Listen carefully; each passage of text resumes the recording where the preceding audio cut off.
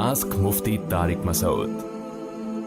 اسلام میں سونے کے احکامات، اسلام میں نیند کے بارے میں کیا احکامات ہیں، کب سونا چاہیے اور کب بیدار ہونا چاہیے؟ غلام صاحب امریکہ سے پوچھتے ہیں۔ دیکھیں، قرآن مجید میں اللہ تعالیٰ نے جو سونے کے بارے میں احکام بیان کیے ہیں، اس میں پہلی بات تو پتہ چلتا ہے کہ سونے کا اصل ٹائم رات ہے، دن نہیں ہے۔ دن میں بھی سونا ہے لیکن اصل جو سونے کا ٹائم ہے رات ہے۔ جیسے قرآن مجید میں اللہ کا ارشاد ہے وَجَعَلْنَا اللَّيْلَ لِبَاسًا، رات کو ہم نے لباس بنایا جو سب چیزوں کو ڈھانپ دیتی ہے، اور جو ہے ڈھانپنے کا مطلب یہی ہے ہر چیز کو چھپا دیتی ہے، تو انسان بھی رات کو آرام میں آ جاتا ہے اور وہ لیٹ جاتا ہے۔ تو اصل سونے کی جو ہے نا جو وقت ہے وہ رات ہے، اور دن میں بھی سونا ہے تھوڑی دیر، جس کو قیلولہ کہا جاتا ہے، اس کا بھی قرآن مجید میں ذکر ہے، اور آپ صلی اللہ علیہ وسلم نے بھی اس کی تاکید فرمائی، قیلوا فإن الشیطان لا یقیل، قیلولہ کیا کرو اس لیے کہ شیطان قیلولہ نہیں کرتا۔ اور قیلولہ کسے کہتے ہیں؟ دوپہر کھانے کے بعد تھوڑی دیر آرام کرنا، یہ نہیں کہ لمبی تان کے لمبی سو گئے، ایسا نہیں ہے، تھوڑی دیر، شارٹ نیپ جسے کہا جاتا ہے انگلش میں۔ تو دوپہر کو تھوڑی دیر آرام کرنا یہ بھی حدیث سے ثابت ہے، اور رات کو سونا یہ تو قرآن و سنت سے ویسے ہی ثابت ہے، آپ صلی اللہ علیہ وسلم کا معمول بھی تھا۔ البتہ لمبی تان کے جو سونا ہے یہ قرآن و سنت کے خلاف ہے، جیسے کہ آج کل ہم سوتے ہیں، سو رہے ہیں تو پولیس آتی ہے اٹھانے کے لیے۔ اس کی دلیل بھی قرآن مجید میں کانوا قلیلا من اللیل ما یہجعون، فرمائی راتوں کو بہت تھوڑا سویا کرتے تھے، دن میں تو ویسے ہی تھوڑا سونا ہے، تو رات کو بھی اتنا نہیں جتنا پبلک سو رہی ہے، اس کی نسبت تھوڑا۔ تو صحابہ کرام کی اگر ہم نیند دیکھتے ہیں، صحابہ تابعین کی، تو وہ نیند بہت تھوڑی ہوتی تھی۔ یہ جو آج کل مشہور ہو گیا نا 8 گھنٹے سونا صحت کے لیے ضروری ہے، یہ بالکل غلط ہے۔ اس کا کوئی معیار متعین نہیں ہے کہ کتنی دیر سونا صحت کے لیے ضروری ہے۔ شریعت نے ہمیں، پہلے میں شریعت کے حکام اس بارے میں بتا دوں، پھر اس پہ انشاءاللہ جدید تحقیق کو بھی میں پیش کروں گا آپ کے سامنے۔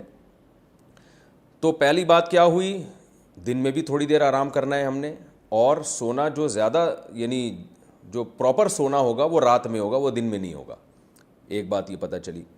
دوسری بات ہمیں یہ پتہ چلی کہ قرآن کہتا ہے تھوڑا سوتے ہیں، جتنا پبلک سو رہی ہے نا یہ بہت زیادہ سو رہی ہے، اتنا زیادہ نہیں سونا۔ یہ دوسری ہمیں ہدایت قرآن سے پتہ چلی، قرآن و سنت سے۔ تیسری ہدایت ہمیں یہ پتہ چلی ہے کہ جلدی سونا ہے رات کو۔ رسول اللہ صلی اللہ علیہ وسلم نے عشاء کے بعد نہ سونے کو اور گپیں مارنا، اور جیسے ہم لوگ کر رہے ہوتے ہیں آج کل، تو اس عمل کو بھی ناپسندیدہ قرار دیا ہے۔ عشاء کے بعد آپ صلی اللہ علیہ وسلم سو جایا کرتے تھے، جلدی سونے کا معمول تھا۔ تو یہ 3 چیزیں آپ اگر جمع کر لیں اپنی زندگی میں، تو اسلامی تعلیمات جو سونے کے بارے میں ہیں اس پر بھی عمل ہو جائے گا، اور صحت بہت ٹائٹ ہو جائے گی انشاءاللہ۔ تو یہ جو ہے نا کہ کم سونا، یہ جبھی ممکن ہے کہ جب آپ سونے کی اس ٹائمنگ کو فالو کریں جو قرآن و سنت نے ہمیں بتائی ہے۔ اچھا، اس میں ایک بات یہ بھی ہے کہ آپ صلی اللہ علیہ وسلم عشاء کے فوراً بعد سو جایا کرتے تھے، پھر بہت جلدی رات کو اٹھ جایا کرتے تھے، پھر بہت لمبی لمبی تہجد پڑھا کرتے تھے۔ تو پھر فجر کی نماز سے، فرض نماز سے تھوڑی دیر پہلے آپ تھوڑی دیر آرام کیا کرتے تھے، بہت مختصر سی نیند ہوا کرتی تھی وہ فجر کی سنتوں کے بعد، یعنی ساری رات تہجد پڑھی آپ صلی اللہ علیہ وسلم نے، پھر صبح صادق ہوئی تو 2 رکعت سنت پڑھی، سنت جو موقدہ ہیں فجر کی، اس کے بعد تھوڑی دیر آپ آرام کرتے تھے سنت اور فرض کے درمیان میں، بہت مختصر سا لیٹ جایا کرتے تھے تھوڑی دیر۔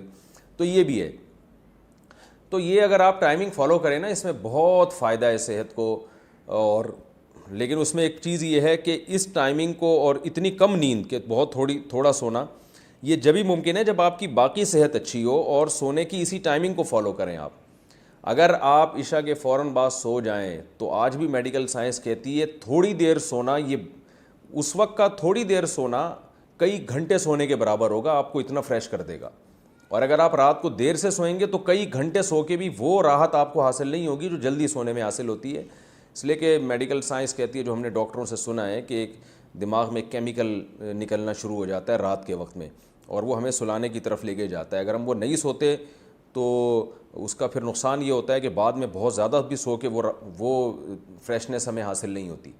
تو اس لیے عشاء کے فوراً بعد سو جائیں، تو تھوڑے چند گھنٹے سو جائیں آپ، 3-4 گھنٹے گہری نیند بہت ہے، 4 گھنٹے بھی آپ سو گئے گہری نیند بہت ہٹو بچو ہو جائے گا۔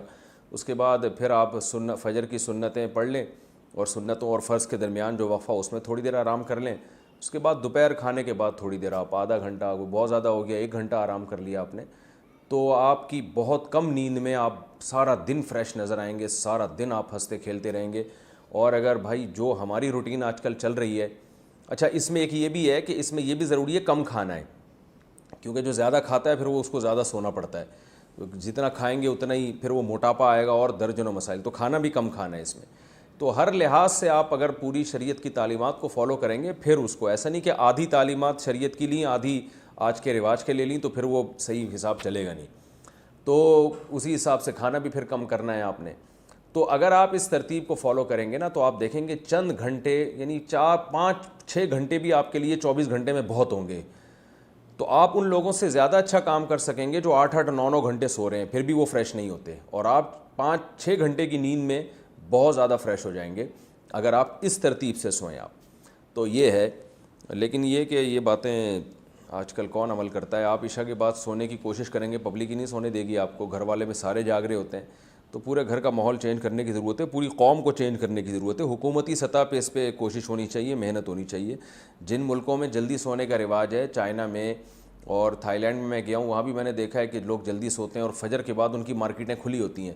تو وہاں گورنمنٹ نے جو ہے نوٹس لیا تھا اور گورنمنٹ لوگوں کو اس پر لے کر آئی ہے. حکومتی سطح پر اس کی کوششیں اور محنتیں ہوئی ہیں. تو قوم تو جبھی تبدیل ہوتی ہے جب گورنمنٹ لیول پر اس کی کوشش ہو. لیکن آپ اپنے طور پر اگر کر لیں تو بہت اچھی بات ہے، کم از کم 2 4 لوگ ہی ٹھیک ہو جائیں گے. آسک مفتی طارق مسعود.